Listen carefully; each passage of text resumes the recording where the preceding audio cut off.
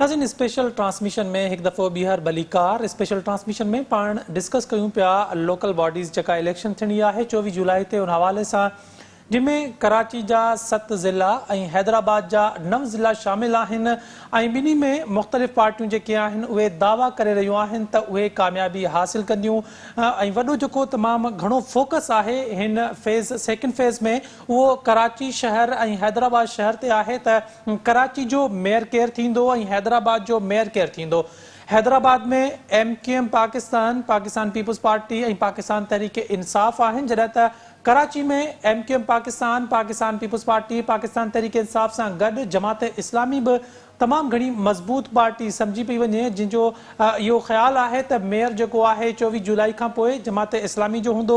हैदराबाद जी सूरत हाल या हैदराबाद जी जेका सियासी डायनामिक्स आहिनि उहे किन पासे पियूं वञनि, उते पॉलिटिकल जेके पार्टीज़ आहिनि उहे केतिरियूं मुतमइन आहिनि इलेक्शन प्रोसेस मां, त इन ते पाण ॻाल्हाईंदासीं। MQM पाकिस्तान जो MPA राशिद खिलजी साहब मूं सां गॾु मौजूदु आहिनि, उन सां गॾु सिंध TV न्यूज़ हैदराबाद जो रिपोर्टर फ़हीम बबर भी मूं सां गॾु लाइन ते मौजूद आहिनि। राशिद खिलजी साहब, आपका बहुत शुक्रिया। फ़हीम, अवां जी भी वडी मेहरबानी प्रोग्राम में ज्वाइन करने के लिए। राशिद, सबसे पहले ये फरमाइएगा कि MQM पाकिस्तान कितनी मुतमईन है इलेक्शन प्रोसेस से? क्या आपको जो शिकायत रही हैं कि आपको लेविंग जो फील्ड लेवल होता है पॉलिटिक्स में वो नहीं दिया जाता, तो क्या आप लेवल प्लेइंग फील्ड हमें नहीं दी गई है? बहुत शुक्रिया, आपने मौका दिया मुझे अपने चैनल की तरफ से। हेलो जी जी, फरमाएं सर, आवाज आ रही है आपकी। अच्छा, देखिए, बुनियादी तौर के ऊपर ये जो लोकल गवर्नमेंट एक्ट था, इसे हमने चैलेंज किया था सुप्रीम कोर्ट के अंदर। वहां से एक डायरेक्शन दी गई थी सिंध गवर्नमेंट को कि आप इसके अंदर ये जो आर्टिकल आइन का है 140A, उसके तहत आप तमाम तर चीजें इस कानून के अंदर शामिल करें, जिसके अंदर जो आइन का आर्टिकल 140A कहता है कि तमाम तर सियासी, माली, इंतजामी इख्तियारात जिला हुकूमतों के होंगे। अच्छा, इसके अंदर जो हमारे साथ कराची और हैदराबाद दोनों में जो ज्यादती की गई, वो एक तो ये की गई कि यहाँ जो डिमोलगेशन की गई वो सिंध हुकूमत ने की, और जिस अंदाज से की उस डिमोलगेशन की बिना पे जब इलेक्शन कमीशन के पास हल्का बंदियों को प्रोसेस शुरू हुआ तो वो उन्होंने वैसे ही एक तरफा कर दिया। तो जिस अंदाज का, जैसे हैदराबाद डिस्ट्रिक्ट की मैं बात करूं तो हैदराबाद डिस्ट्रिक्ट में HMC की जो पहले लिमिट थी वो हैदराबाद सिटी और लतीफात सब डिवीजन पे मुश्तमिल था, जिसके अंदर अब पिछली दफा सिंध गवर्नमेंट ने कासमाबाद को उससे अलग करके कासमाबाद म्यूनिसिपैलिटी का दर्जा दे दिया था, और एक इलाका था हैदराबाद दही तालका जिसके ऊपर हैदराबाद की जिला काउंसिल थी, उसके अलावा टंडोजाम और हुसड़ी टाउन कमेटियां थी। लेकिन इस दफा इन्होंने पूरे HMC को की जो लिमिट है पूरे हैदराबाद डिस्ट्रिक्ट तक ले गए, और उसके अंदर जो हमसे सबसे बड़ी रियासती की एक फार्मूला है, एक तरीकेकार है जो सिंध लोकल गवर्नमेंट ऑर्डिनेंस के अंदर भी है कि अगर आपको जो लिमिट्स है वो चेंज करने का इख्तियार सिंध हुकूमत के पास है, लेकिन उसके अंदर उन्हें उस हल्के के लोगों से, उस शहर के लोगों से एतराज़ात तलब करने हैं, प्रपोजल पहले पब्लिश करना है, फिर उस पर एतराज़ात तलब करने हैं। लेकिन बदकिस्मती से हैदराबाद में ये प्रोसेस नहीं हुआ। सिंपल हैदराबाद HMC के एडमिनिस्ट्रेटर थे, उन्होंने सिंध गवर्नमेंट को एक लेटर लिखा कि जनाब HMC लिमिट एक्सटेंड कर दी जाए। उस लिमिट एक्सटेंड करने के ऊपर सिंध गवर्नमेंट ने उसके ऊपर आमनम सादक कहा और फौरी तौर पर HMC लिमिट पूरे हैदराबाद डिस्ट्रिक्ट तक ले गए। और उसके बाद जो डिमोर्गेशन टाउन की गई, जो सिंध गवर्नमेंट का डोमेन था, वो इस अंदाज से की गई कि MQM का जो वोटर था, MQM की जो वोट बैंक वाले एरिया थे, उनको इस तरह से तोड़ा गया कि हैदराबाद के अंदर MQM अपनी 100%, माजी में हमारे पास हैदराबाद सिटी से 76 यूसीज हमने उनकी थी। अब इस सूरत में जब 160 यूसी हैं तो उसके अंदर से हम पूरी कोशिश करके अगर 80 यूसियां भी जीत लेते हैं, हमने 88 पे अपने उम्मीदवार खड़े किए हैं, तो अगर हम 80 भी जीत लेते तो हम शायद इस टाइम पोजीशन में नहीं हो कि हम अपना मेयर उस अंदाज से ला पाए अगर पीपल्स पार्टी ने जो है वो जो तरीके इख्तियार किए हैं उसके तहत उन्होंने अगर इलेक्शन के अंदर जो एक इलेक्शन ये जो मेथड होते हैं जो अप्लाई किए हुए हैं, इस टाइम पीपल्स पार्टी ने लोगों को अगवा किया जा रहा है, डराया जा रहा है, धमकाया जा रहा है, और उसके बाद उनको अपने उम्मीदवारों के हक में दस्तबरदार होने पर मजबूर किया जा रहा है और रियासती मशीनरी का भी लाजमत है वो इस्तेमाल कर रहे हैं। हमें जो चीज नजर आ रही है उसे इलेक्शन कमीशन तक भी लेके जा रहे हैं और मुतलका अफसरान को भी इसकी निशानदेही कर रहे हैं, इलेक्शन कमीशन को भी निशानदेही कर रहे हैं। अच्छा और राशिद साहब आप उसी पाकिस्तान पीपल्स पार्टी की बात कर रहे हैं ना जिसके आप इत्तेहादी हैं? देखिए, हमारी एक वर्किंग रिलेशन है। वफाक में हमने पाकिस्तान मुस्लिम लीग नून से इत्तेहाद किया है, जिनके अंदर हमारी एक वर्किंग रिलेशन पीपल्स पार्टी से है और हमने उनसे ये बात कही थी कि देखें, जमहूरियत का हुस्न यही होता है कि जमहूरियत में सबकी जो उनके राय नुमाइंदगान की जो राय होती है उसको अहमियत दी जाती है, उनके वोट की इज्जत दी जाती है। लेकिन जिस अंदाज से आपने सिंध लोकल गवर्नमेंट एक्ट को आड़ बना के हैदराबाद के शहरियों का मैंडेट छीनने की कोशिश की, कराची के शहरियों का मैंडेट छीनने की कोशिश की है, तो ये कतई मुनासिब तरीका नहीं है। इसके लिए हमने ऑनरेबल कोर्ट के सामने भी ये रिक्वेस्ट की है कि मौजूदा सिंध लोकल गवर्नमेंट एक्ट आइन के आर्टिकल 140A के मुनाफी है। जब तक इससे सिंध हुकूमत की सिलेक्ट कमेटी, जिसमें तमाम सियासी जमातें मौजूद है, वो इसको दुरुस्त नहीं कर देती, इस सिलेक्ट कमेटी की तजावीज के तहत जब सिंध लोकल गवर्नमेंट एक्ट के अंदर अमेंडमेंट नहीं हो जाता, ये इलेक्शन मौखर किए जाएं।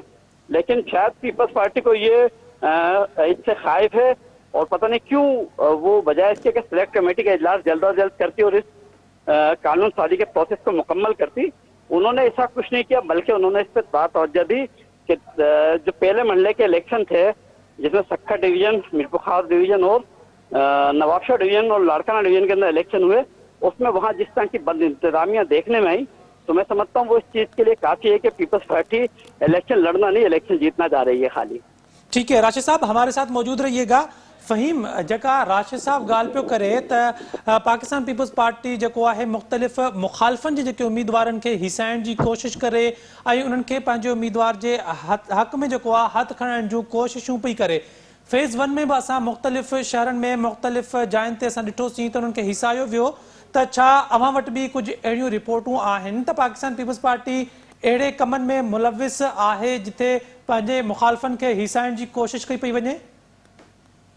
जी बिल्कुल इशफाक, ही जेको राशिद साहब जेका ॻाल्हि आख़िरी कई त पाकिस्तान पीपल्स पार्टी जेको पंहिंजे मुखालफ़नि खे हिसाइण जी कोशिश करे पई, पर हिते असां अगरि ॾिसूं त हैदराबाद में अहिड़े क़िस्म जी का ॻाल्हि साम्हूं न आई आहे, न ई मीडिया ते का रिपोर्ट थी आहे। हिकिड़ो अधु वाक़ियो आहे जंहिंमें हिकिड़ो जेको हिकिड़ो गाॾे ते संबोसा विकिणंदड़ माण्हू आहे, उहो इलेक्शन कॉन्टेस्ट करे पियो पीपल्स पार्टी जे अगेंस्ट कासिमाबाद में। उनखे हिसाइण जे लाइ कुझु जेके पीपीपी जा अॻुवान हुआ, उन्हनि कॉल्स कयूं ऐं उहा कॉल जेका आहे उहा सोशल मीडिया ते वायरल थी। हिकिड़ो इहो वाक़ियो आयो।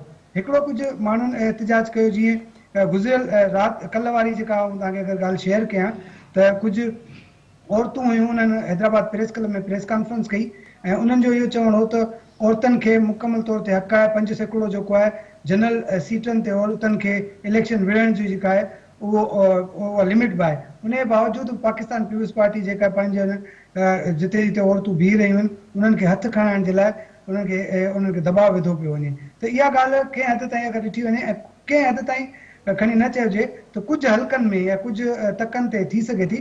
बाक़ी अगरि जीअं राशिद खिलजी साहब ॻाल्हि कई त हैदराबाद ओवरऑल अगरि हैदराबाद लतीफ़ाबाद में पाकिस्तान पीपल्स पार्टी अगरि कंहिंखे को हिसायो आहे, अहिड़े क़िस्म जी का बि शइ न थिए। ॿी ॻाल्हि इहा त जेका राशिद खिलजी साहब ॻाल्हि कई त पाकिस्तान पीपल्स पार्टी हिकिड़ो अहिड़ो ग्राउंड तयारु कयो आहे, हिकिड़ी अहिड़ी तकबंदी कई जंहिं ते जेको आहे MQM खे साइड ते लॻाए छॾियो आहे। इहा ई ॻाल्हि असां पंहिंजे नाज़रीन सां मुख़्तलिफ़ वक़्तनि में शेयर कंदा आहियूं, तव्हांजे प्रोग्राम में बि शेयर कयो आहे त हीअ जेका तकबंदी आहे उहा अहिड़ी रीत थी आहे जो उन में MQM खे जेको आहे उहो स्पेस तमामु घटि नज़र पियो अचे। टी ॻाल्हि इहा त MQM खे ठीकु आहे खणी स्पेस न मिलियो या इहा MQM पंहिंजे उन साथारी जेको आहे जमायत आहे पाकिस्तान पीपल्स पार्टी, उन्हनि जा उहे साथी बि आहिनि, उन्हनि जा जेके आहिनि उन सां गॾु बि वेठा आहिनि हुकूमत में, वफ़ाक़ में। त पोइ हिकिड़े पासे जॾहिं हू हुकूमत में गॾु वेठा आहिनि त पोइ जेको सूबाई गवर्नमेंट थिए थी या वरी पोइ उनजी जेका असां मकानी चूंडूं ॾिसूं था उते मुखालफ़त छो आहे।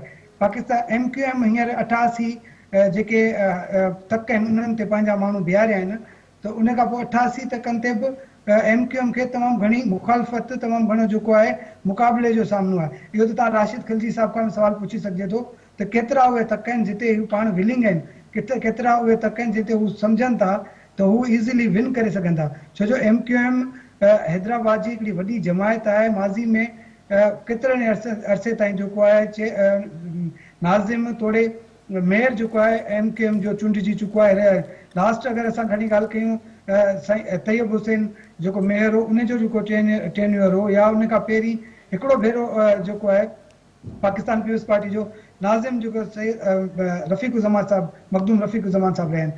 त ही पाकिस्तान जेका हैदराबाद जी जेका पॉलिटिक्स आहे उन में MQM जो हिकिड़ो वॾो रोल रहियो आहे, वॾो हथ रहियो आहे। हींअर अहिड़ी ठीकु आहे, हिकिड़ी ॻाल्हि त राशिद खिलजी साहब जी सम्झ में अचे थी त पाकिस्तान पीपल्स पार्टी पंहिंजी सॼी एनर्जी इन ही इलेक्शन विढ़ण जे बजाय ही इलेक्शन खटण में जेको लॻाए रही आहे। हू जेको आहे ऐं ज़ाहिर आहे हर जेका पावर में पार्टी हूंदी आहे उहा चाहींदी आहे त उहा इलेक्शन कहिड़े न कहिड़े तरीक़े सां विन करे। हिते जेका हिन जी जेका MQM जी बेवसी आहे, जेका MQM जो जेको हिन वक़्तु जेको तर्ज़ अमल आहे या वरी हुनजो जेको नरेशन साम्हूं आयो आहे उन मां ज़ाहिर थिए थो त MQM जेको आहे इलेक्शन खां पहिरीं मेयर जी जेका सीट तां पंहिंजो हथु खणी वई आहे। बाक़ी ॿी जेका सूरत हाल आहे, जेका एक्टिविटीज़ जेके हूंदियूं आहिनि MQM जेका पंहिंजे शुरू खां वठी हिकिड़ो पंहिंजो जेको स्ट्रक्चर आहे उनजो ॾाढो बुनियादी जेको सिरिश्तो आहे ॾाढो मज़बूत रहियो आहे, उन खे बि विञाए वेठी आहे। इहो बि राशिद खिलजी साहब खां सवाल थी सघे थो त इहा कहिड़ो कारण आहे जो MQM जा वोटर्स जेके आहिनि उहे MQM खां अलॻि थींदे नज़र अचे। उहे इलाइक़ा जिते मां बि तव्हांजी तवसत सां अगरि हिकिड़ो सवाल करणु चाहियां राशिद साहब, जी। वो इलाइक़े राशिद साहब जो जहां पर कभी पाकिस्तान पीपल्स पार्टी के उम्मीदवार इलेक्शन कॉन्टेस्ट नहीं करते थे, आज वहां पाकिस्तान पीपल्स पार्टी के उम्मीदवार कॉन्टेस्ट कर रहे हैं। लेकिन और वो इलाके जहां से पाकिस्तान MQM पाकिस्तान हमेशा विन करती थी, आज वहां पे ज्यादातर बात जो है TLP की हो रही है, ज्यादातर बात PTI की हो रही है। अब सुनने में आ रहा है कि शायद कल या परसों इमरान खान साहब भी हैदराबाद का विजिट करेंगे। तो यहाँ सवाल ये पैदा होता है MQM की वो जो सरगर्मी थी, MQM का वो जो इलेक्शन कॉन्टेस्ट करना, इलेक्शन में हिस्सा लेना, वो गेमी वो नजर क्यों नहीं आ रही है सर? अगर राशिद साहब मुझे आवाज राशिद साहब आप सुन पा रहे हैं हमें? जी जी, मैं आवाज आ रही है? जी फरमाइए। मैं बोल रहा हूँ कि आपकी जो बात हम लें उसको, उसके अंदर कई पहलू हैं। सबसे पहलू ये कि हमने इलेक्शन से हाथ नहीं निकाला है। हम समझते हैं कि जो हल्के माजी में हमने 76 हल्के जीते थे उसके बरखिलाफ इस दफा यूसियां भी बड़ी कर दी गई है और हमने 88 के करीब उम्मीदवार खड़े किए हैं। नंबर एक चीज। नंबर दूसरी चीज ये कि हमारे इलाकों के अंदर किसी सियासी मुखालिफ को ये पाबंदी नहीं है कि वो इलेक्शन ना लड़े। हर आदमी को हक है, इलेक्शन सबके लिए होता है। माजी में भी हमारे हल्कों में पाकिस्तान पीपल्स पार्टी भी इलेक्शन लड़ती रही है, PTI JUP भी इलेक्शन लड़ती रही है। इस टाइम भी सबसे ज्यादा जो आजाद उम्मीदवार या लोग इलेक्शन लड़ रहे हैं वो हमारे इलाकों में लड़ रहे हैं। तो इसका मतलब ये है कि हमारे यहाँ लिविंग प्लेइंग फील्ड सबके लिए है। हमने किसी के ऊपर कोई रिस्ट्रिक्शन नहीं लगाई। हम समझते हैं कि हमें अपनी प्रोग्रेस के ऊपर उम्मीद है और हमारा जो तंजीमी स्ट्रक्चर है, जिस अंदाज से हम काम करते हैं, इंशाल्लाह ताला उसका रिजल्ट 24 तारीख को लोग देखेंगे। क्योंकि हम ये समझते हैं कि इस मौजूदा जो लोकल गवर्नमेंट एक्ट के तहत ये जो इलेक्शन जिस अंदाज से कराए जा रहे हैं उसके अंदर बजाय इसके कि लोकल गवर्नमेंट एक्ट के अंदर एम्पावर किया जाता है बल्दियाती इदारों को, उसके बजाय सारी तवज्जो जैसे मैंने पहले कही वो इलेक्शन मैनेज करने के ऊपर लगा रहे हैं। तो इसके साथ साथ दूसरी बात ये कि दीगर हलकों के अंदर अगर आप देखें तो ना वो मजहबी फैक्टर सामने खड़ा हो रहा है, ना वो खड़ा हो रहा है कोई सियासी मुखालफिन उसका खड़े हो रहे हैं। लेकिन हमारे हलकों में हर आदमी को खुली इजाजत है, वो इलेक्शन लड़ रहा है और हमने ना इस पे एतराज है। हमें अपने काम पर इत्मीनान है, हमारा वोटर हमसे इंटैक्ट है, हम कंटिन्यू मीटिंग कर रहे हैं, हमें अच्छा रिस्पॉन्स मिल रहा है। ये अलग बात है कि ये छोटे इलेक्शन होते हैं, बल्दियाती इलेक्शन में बिरादरियां भी असरअंदाज होती हैं, इसलिए शायद उम्मीदवार ज्यादा नजर आ रहे हैं और गहमा गहमी नजर आ रही है और ये लोग ये समझ रहे हैं कि शायद MQM इस वक्त एक मुश्किल सेहद में है। तो अल्हम्दुलिल्लाह MQM 24 तारीख की बता देगी कि MQM ने अपनी क्या वर्किंग। अच्छा राशिद साहब, आप वैसे जितना खामोश इस इलेक्शन में नजर आ रहे हैं, एमक्यूएम खामोश नजर आ रही है, वैसे एमक्यूएम की ये जो है डीएनए में नहीं है कि वो आम दिनों में खामोश नहीं होती, लेकिन ये इलेक्शन ऐसा है कि ना सिर्फ हैदराबाद बल्कि कराची में भी हमें एमक्यूएम की कोई एक्टिविटी, कोई सियासी एक्टिविटी, कोई इलेक्शन के हवाले से एक्टिविटी उसकी नजर ही बुनियादी नहीं वजह ये आती। थी कि कराची में जो शदीद तूफानी बारिशें हुई हैं, उसके बाद वहाँ कैंपेन उसका नहीं चल पाई। अलबत्ता हैदराबाद के अंदर जो बारिशें हुई उसके बाद यहाँ सूरत हाल वो नहीं बनी जो कराची में तो अब भी जो रास्ते हैं बहुत सारे इलाकों में पानी मौजूद है और रोड रास्ते खराब हैं, जिसकी बिना के ऊपर कैंपेन उसका नहीं चल रही है। लेकिन एमक्यूएम ने मादी के अंदर भी राशिद साहब मैं इस वक्त कराची में मौजूद हूं, बाकी पार्टियां बिल्कुल सही जो है वो कैंपेन चला रही हैं और इस वक्त पानी कहीं पे भी मौजूद नहीं है। गुज़िश्ता 3-4 दिनों से कराची में कोई बारिश नहीं हुई इस तरह से। आपकी बात के आप जिस अंदाज से चीजों को देख रहे हैं, आप जो कह रहे हैं हो सकता है आपकी बात दुरुस्त है, क्योंकि मैं कराची से ज्यादा इस टाइम हैदराबाद में कायम पजीर हूँ, मेरा हल्का यहाँ है, तो यहाँ जो मैं सूरत हाल है उसके बारे में ज्यादा मौसर जवाब दे सकता हूँ। लेकिन मैं ये कम से कम सकता हूँ कि हमारे पास जो हमारा एक तरीक़ेकार है, हमारा अपने वोटरों से राब्ता वो जारी है, हमारे उम्मीदवारान डोर टू डोर कैंपेन कर रहे हैं, हमारे यहाँ कॉर्नर मीटिंग हो रही हैं। अच्छा, ये चीज मीडिया के ऊपर उस अंदाज से कराची के अंदर नहीं आ रही होंगी, एक दो दिन में वो चीजें भी सामने आ जाएंगी, तो मेरे ख्याल है ये शिकायत भी रफा हो जाएगी और एमक्यूएम लाजमत इलेक्शन लड़ रही है और इसीलिए लड़ रही है कि इलेक्शन जीते। अच्छा राशिद साहब, लेवल प्लेइंग फील्ड जो होती है वो जरूरी होती है हर सियासी जमात के लिए। आप पाकिस्तान पीपल्स पार्टी पर तो बहुत सारे इल्जामात आयद कर रहे हैं, लेकिन क्या आप नहीं समझते कि पाकिस्तान पीपल्स पार्टी के अलावा भी कुछ कुव्वतें हैं जो एमक्यूएम को लेवल प्लेइंग फील्ड नहीं दे रही? आप उनका नाम नहीं ले रहे, आप बहुत मजबूर हैं। देखिए, बात यह है कि एमक्यूएम 1987 के बल्दियाती इलेक्शन से लेकर आज तक के इलेक्शन में हमेशा किसी न किसी सूरत में मुश्किल हालात का शिकार रही है। 87 का जब इलेक्शन हो रहा था तो एमक्यूएम की जो जितनी बड़ी क्यादत थी वो सबकी सब जेलों में थी। उसके बाद 88 का इलेक्शन हुआ सूबाई कौमी असम्बली के, उसके अंदर एमक्यूएम के खिलाफ रियासती जबर था। 92 में एमक्यूएम के ऊपर ऑपरेशन हो गया और उसी 92 के बाद जब 93 का इलेक्शन हुआ तो एमक्यूएम ने कौमी असम्बली का बायकाट किया था, जिसके अंदर कौमी असम्बली के अंदर हजार वोट लेके लोग एमएनए बने थे। और जब सूबाई असम्बली में एमक्यूएम ने कॉन्टेस्ट किया था तो एमपीएस ने हजारों की तादाद में वोट लिए थे। तो ये तो प्रॉब्लम हमें हर साल रही है, हर दफा रही है। कभी हमारे ऑफिस पे खुद कुछ हमले हो रहे होते हैं, बम धमाके हो रहे होते हैं, ये तमाम तो सूरत हाल को हम फेस करते रहे और अवाम इस हवाले से बाशऊर है। अगर लोग ये समझ रहे हैं कि अवाम किसी और के साथ खड़ी है तो मैं समझता हूँ 24 तारीख अब दूर नहीं है, 24 तारीख को वो रिजल्ट सामने आ जाएगा और जो रिजल्ट सामने आएगा उसे हम खुले दिल से तस्लीम करेंगे। हमें अपने काम पर, अपने लोगों से राब्ते पर एतमाद है कि वो इंशाअल्लाह ताला 24 तारीख को पतंग पर उसी अंदाज से वोट डालेंगे जैसा हम आदि में डालते। ठीक है राशिद साहब, हमारे साथ ही रहिएगा। फ़हीम मूंखे इहो ॿुधाइजो त आसिफा भुट्टो हैदराबाद में ही पहुचे ऐं हैदराबाद शायद पहुची भी चुकी हूंदी, त उन हवाले सां जेका सियासी एक्टिविटी वधीक थी हूंदी। छा आसिफा लोकल बॉडीज इलेक्शन जे हवाले सां हैदराबाद विज़िट पई करे ऐं उन खां पोइ अवां छा था सम्झो त इन विज़िट खां पोइ कोई वोटर ऐं सपोर्टर ते फ़र्क़ु वधीक पवंदो, पाकिस्तान पीपल्स पार्टी वधीक जेको आहे पंहिंजा वोट जेको आहे कैश कराए सघंदी? जी इशफाक, ये जंहिं वक़्तु पाण हिन वक़्तु ॻाल्हि कयूं पिया त हिन वक़्तु मोहतरमा आसिफा भुट्टो साहिबा जेको आहे हैदराबाद जा मुख़्तलिफ़ इलाइक़नि में विज़िट करे रही आहे। त ही हिन वक़्तु जेको तव्हां चयो त हिन जो असरु पवंदो, हिनखे हिनजी जेका ओचितो जेको ही प्रोग्राम शेड्यूल कयो वियो आसिफा भुट्टो साहिबा जो, उनजो नतीजो, उनजी मेन जेका वजह इहा हुई जो पीटीआई जे चेयरमैन इमरान खान साहब जेको आहे उनजो ऐलान थियो त उहो हैदराबाद जेको आहे 21 या 22 तारीख़ ते विज़िट कंदा ऐं जलसो बि कयो वेंदो, जंहिंजे करे जेको आहे लतीफ़ाबाद में जाइ बि सिलेक्ट थी वई आहे ऐं तयारियूं थी वयूं आहिनि। त मे बि थोरी देरि में ई उनजो जेको आहे कंफर्मेशन बि थी वञे त इमरान खान साहब हैदराबाद ईंदा। उनजे अगेंस्ट में जेको आहे पीपल्स पार्टी ज़ाहिर आहे उहो न चाहींदी त कॾहिं बि जेको आहे पंहिंजो मैदान खाली छॾिजे। उन्हनि फौरी तौर ते जेको आहे मोहतरमा आसिफा भुट्टो खे जेको आहे हैदराबाद में विज़िट करायो। ज़ाहिर आहे हीअ हिकिड़ी पर्सनैलिटी आहे, पाकिस्तान पीपल्स पार्टी हमेशह जेको आहे जज़्बातियत सां माण्हुनि जे जेको खेॾंदी आहे, उन्हनि सां जेका गेम हूंदी आहे जेका उन्हनि जी उहा ई गेम खेॾी आहे। त पहिरीं अगरि बिलावल भुट्टो साहब जेको ॿ टे दफ़ा अची विया आहिनि त आसिफा भुट्टो जो ही पहिरियों जेको ही विज़िट हूंदो अकेले सिर जेको हैदराबाद जो कयो आहे ऐं हैदराबाद जे रोडनि ते हिन वक़्तु सॼे हैदराबाद में जिते जिते प्लेन आहे इहा रैली वेंदी, उते न सिर्फ़ु कैंपूं क़ाइमु कयूं वयूं आहिनि, उते पब्लिक वॾे अंग में निकिरी वई आहे। जाम ख़ान शोरो साहिब जे घर जी आसवा भुट्टो साहिबा पहुती त उनजो ज़बरदस्त इस्तक़बाल कयो वियो। मुख़्तलिफ़ रोडनि रस्तनि ते उन्हनि जो जेको इस्तक़बाल कयो वियो आहे। उन खां पोइ नंढियूं नंढियूं तकरीरूं उहे बि कराइण जो सिलसिलो आहे।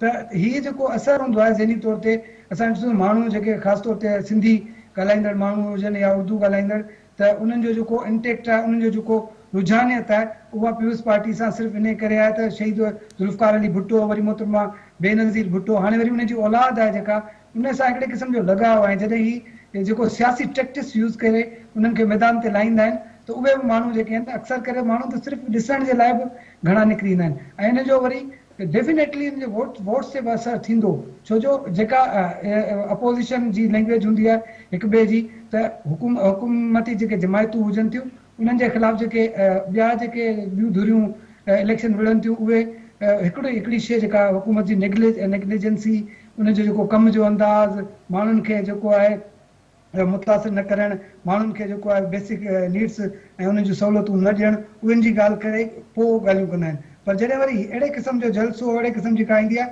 त उन ते वॾो असरु पवंदो आहे। अहिड़ी रीति असां ॾिठो त असां वटि हिकिड़ी जेके असांजा सियासी जेके सहाफ़ती हल्को आहे, उन में ॻाल्हि थी पए जे अगरि इमरान ख़ान साहिबु हैदराबाद जो विज़िट करे थो ऐं लतीफ़ाबाद जे बाग़ मुस्तफ़ा में इहो जलसो मुनक़द थिए थो, त पाकिस्तान MQM पाकिस्तान खे उनजो वॾो नुक़सानु थी सघे थो। छो जो उर्दू ॻाल्हाईंदड़ जेके माण्हू आहिनि उन्हनि जी अक्सरियत, ख़ासि तौर ते यंग जेके माण्हू आहिनि, उन्हनि जा वोट हाणे दाख़िल थी चुका आहिनि। उन्हनि जो जेको घणो जेको तइदादु आहे उहो लाइक करे थो इमरान ख़ान जी सियासत खे। पोइ भले उन्हनि खे सम्झ न ईंदी हुजे, पोइ भले उन्हनि जा अक्सरियत माण्हुनि जी त वोट बि न हूंदी आहे, पर छा उन्हनि जो असरु पए थो। लेडीज़ ख़ासि तौर ते जेके पढ़ियल लिखियल तबिको आहे, उन्हनि जो जेको रुझान आहे उहो हिन पासे आहे। त जॾहिं इहो अगरि जलसो थिए थो, त उहो उनजो असरु थी सघे थो त MQM जे वोटर्स ते पए। त अहिड़ी रीति अगरि हीउ जेको आसफा भुट्टो साहिबा जो अॼु जो जेको दौरो आहे, उहो वरी कासिमाबाद, तालको बहिराड़ी, इन जे वोटर्स ते असरु विझंदो। ऐं जिते जिते जेके कॉन्फ्रेंस जमायतनि जा माण्हू बीठल आहिनि, उन्हनि जी बि जेको वोट बैंक आहे उन ते बि असरु कंदी। GDP हुजे उन्हनि ते बि, त इहा फेवर में वञी सघे थी पाकिस्तान पीपल्स पार्टी जे। ठीक है राशिद साहब, ये फरमाइएगा कि आपने कहा कि आपको पाकिस्तान पीपल्स पार्टी से बहुत सारी शिकायत हैं और आपने उसका खुलकर इजहार भी किया है, लेकिन इलेक्शन के बाद कुछ सिचुएशन इस तरह बन जाती है कि पाकिस्तान पीपल्स पार्टी आपको कहती है कि आए मिलकर जो है हुकूमत करते हैं, मेयर हमारा, डिप्टी मेयर MQM पाकिस्तान का। तो क्या ये मुमकिन हो सकता है कि पाकिस्तान पीपल्स पार्टी के साथ दोबारा इत्तेहाद हो? MQM का एक तरीक़ेकार है। MQM के अंदर राब्ता कमेटी फैसले करती है सारे, और वो तमाम तर फैसले अपने नीचे की सतह तक के से जो लीडरशिप होती है, नीचे हमारा यूनिट होता है, टाउन होता है, दोनों को उनसे मुशावरत करके फैसले किए जाते हैं। तो ये आने वाला वक्त फैसला तय करेगा कि मेयर आया पीपल्स पार्टी का, आ भी रहा है या नहीं आ रहा है। ये तो 24 तारीख की रात को पता चलेगा। सर आप खुद ही कह रहे हैं कि आपने जितने कैंडिडेट अपने अब तक कैंडिडेट जो है नामजद किए हैं, उससे तो आपने खुद कहा है कि नहीं हो सकता मेयर। जी, आप खुद फरमा रहे थे कि आपके जितने कैंडिडेट हैं उससे तो आपका मेयर मुंतखब नहीं हो पाएगा। 88 सादा अक्सरियत 81 वोट दरकार हैं सादा अक्सरियत में। 81 वोट हमने 88 सीटों पे अपने कैंडिडेट खड़े किए हैं, और लाजमियत इलेक्शन है, इलेक्शन डे पता चलेगा कि किसकी क्या प्रोग्रेस है। आगे अल्लाह मालिक है, हमें अल्लाह की रात से उम्मीद है कि हम अपने जितना अच्छे से अच्छा उम्मीदवारों की सिलेक्शन की, और जो हमारी इलेक्शन कंपेन जिम्मेदार की चल रही है उसमें हम अच्छे नताइज लेंगे। दूसरी बात जो फेम भाई ने कही इमरान खान साहब की आने की, तो खान साहब माजी में भी आए थे हैदराबाद में, और हैदराबाद के अवाम को जो यहाँ के दो हमने जो उनके कैंडिडेट थे, उन्होंने दावा भी बहुत किया था कि हम ये करेंगे, हम वो करेंगे। और हमने 4 साल तक खान साहब के साथ भी एक वर्किंग रिलेशन रही, उनके साथ हम माहिदे में रहे, इत्तेहादी रहे। लेकिन मैं समझता हूँ इमरान खान साहब भी आ जाएं तो उनके वाले से भी हैदराबाद के शहरियों के जहन में बहुत सारे सवाल हैं। तो ये सियासत जो है ये खाली नारेबाजी जज्बात से नहीं चलती, इसके अंदर फैक्ट एंड फिगर को भी देखना पड़ेगा। इमरान खान साहब अपनी बात कर लें, उसके बाद फिर हम भी लाजमी है तो जो हमारा मौक़िफ़ होगा वो भी हम पब्लिकली देंगे, और पब्लिक को वो बताएंगे, वो वादे याद दिलाएंगे जो इमरान खान साहब ने हमसे किए थे और जो पूरे नहीं किए।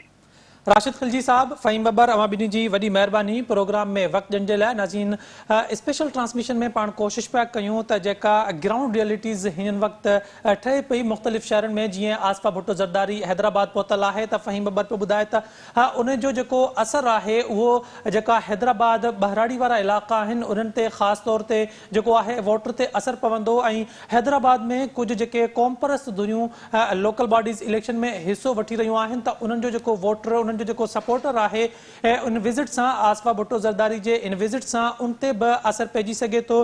ॿिए पासे MQM पाकिस्तान जेका आहे उहो राशिद खिलजी साहब पियो चए त हुननि जो मेयर जेको आहे उहो मुंतख़िब थियणु तमामु घणो मुश्किल आहे, छाकाणि त हुननि जेके टोटल कैंडिडेट जेके आहिनि इलेक्शन में बीहारिया आहिनि उन्हनि जी तादाद 88 आहे, ऐं अक्सर जेका सिंपल जेका मेजॉरिटी आहे उहा 81 खपे हैदराबाद जे मेयर जे लाइ। त ज़रूरी न आहे त उते जेका आहे वाज़े पार्टी का हिकिड़ी जेका आहे कामयाबी हासिल करे सघे। उते थी सघे थो त MQM पाकिस्तान ऐं पाकिस्तान पीपल्स पार्टी गॾिजी करे जेको आहे गुज़िरियल जेके ईंदड़ 5 साल आहिनि उन्हनि में मेयर ऐं डिप्टी मेयर जी जेका सीट आहे उहा पाण थी रखे, त जीअं वर्किंग रिलेशन जेको आहे उन्हनि जो वधीक बहितर रही सघे। स्पेशल ट्रांसमिशन में अॼु ताईं एतिरो ई। पंहिंजे मेज़बान इशफाक अहमद खे ॾींदा इजाज़त। अल्लाह हाफ़िज़।